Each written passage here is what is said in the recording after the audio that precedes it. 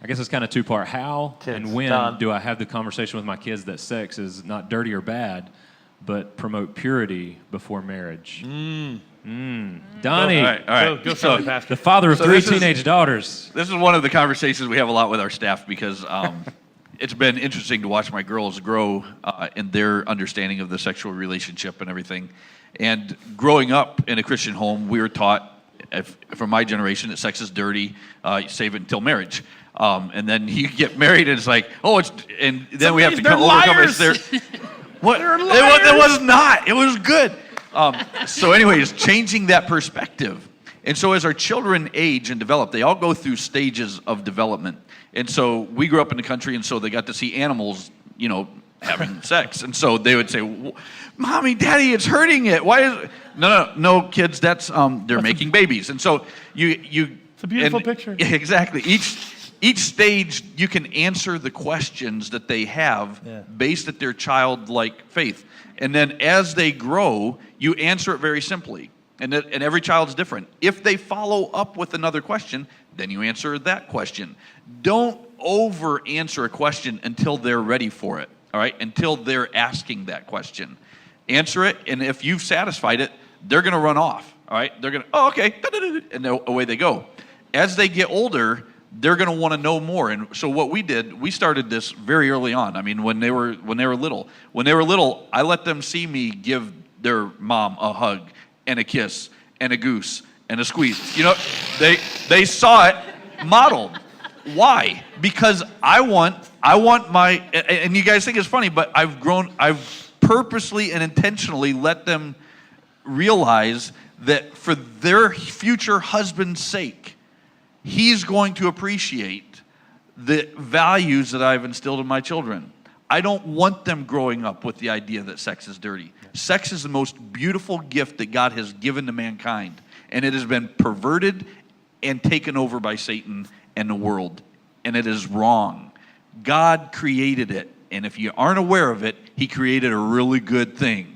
He's the one that designed the parts. Yeah. It's time that the church takes it back and tells our kids it's not that way. And so now as they're teenagers, they know they can come to Dad and they're going to get an answer. Now at the dinner table, they're like, oh, don't answer. Don't ask him that. Don't ask him that question. Oh, you asked him the question. Don't you know he's going to tell us? And I'm use anatomical terms. But it's an open conversation. There's nothing that they can ask that's going to be too dirty or too wrong. I'm going to answer their question because we've created a conversation in our home where it's very open and can be talked about, and they can ask me any question that they want. No holds barred. Can I have you specifically, quickly share? You guys do the purity. Yeah. So then to create the aspect of the purity, because when you start with the foundation that sex is given to us by God, you can then say, now he's given us our sexuality to remain pure.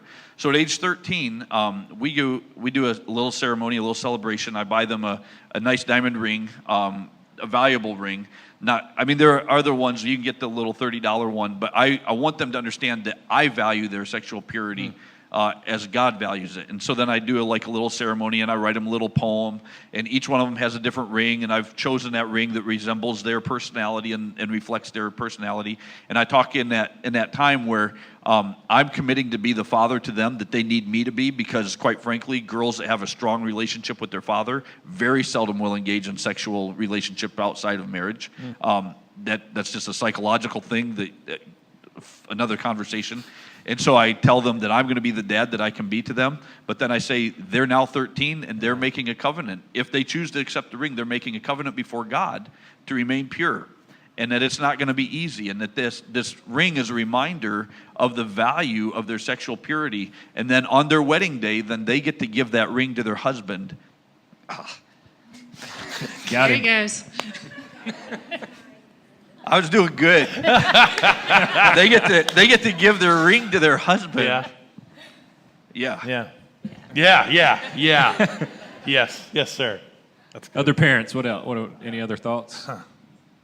I'm starting with Charlie right now. I was gonna say, because you got older kids. This is one of those things I struggle with. I don't know. I honestly don't know. Tracy and I talk about it. It's tough to even get to that place. Parker's 11, asking some questions, and we know what she hears at school, and we know what, and so yeah, we're just now entering that stage, and so I'm taking a lot of notes from Don, and it's hard, especially if a lot of you guys have younger kids. It's tough to think about when and how, and especially it depends on how you're raised. I was raised with the whole it's bad and awful and dirty, so yeah. I think, well, it depends on the kid. Yeah, that's true. Some kids are asking a lot of questions early, Yep. and some kids are completely, don't have any interest in it until later. But we read a lot of books. I read. I say we. My husband Scott wants me to tell him what I read, but Honey, read that to me. Give me the Yeah. Cliff Notes. Give me the Scott Notes. But I think earlier Yeah. to just have little, like you said, conversations that are age appropriate, so that all along the way you're having little conversations, so that when they get to the teenage years or the tween years, it's not super awkward to all of a sudden start talking about sex and purity. It needs to be something that they've talked about along the way, so that they're more willing to ask questions and bring those things to you.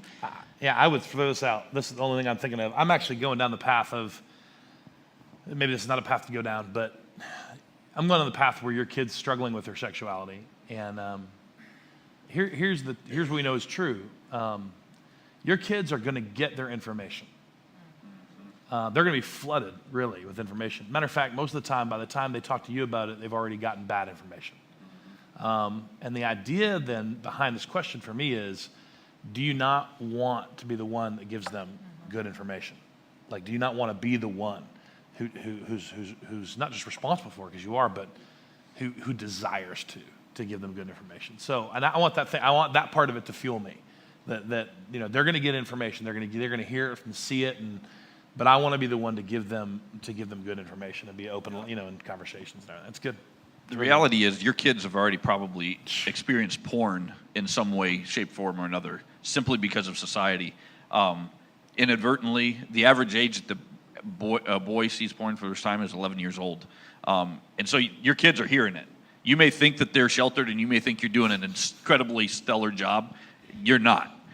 You're burying your head in the sand. We have to engage this conversation with our children, because they're going to get their information, just like Matt said. We have to be the ones to engage it. Yeah, good information. And I think also it has to start with, when I read this, I'm looking at myself and saying, I have to think it's not dirty or bad first and That's foremost. True. That's right. And able to have an honest conversation with my kids when that age comes. I don't know what it is. Mine are still They'll question you. When they want to have the conversation, they'll ask you questions, especially when they're little.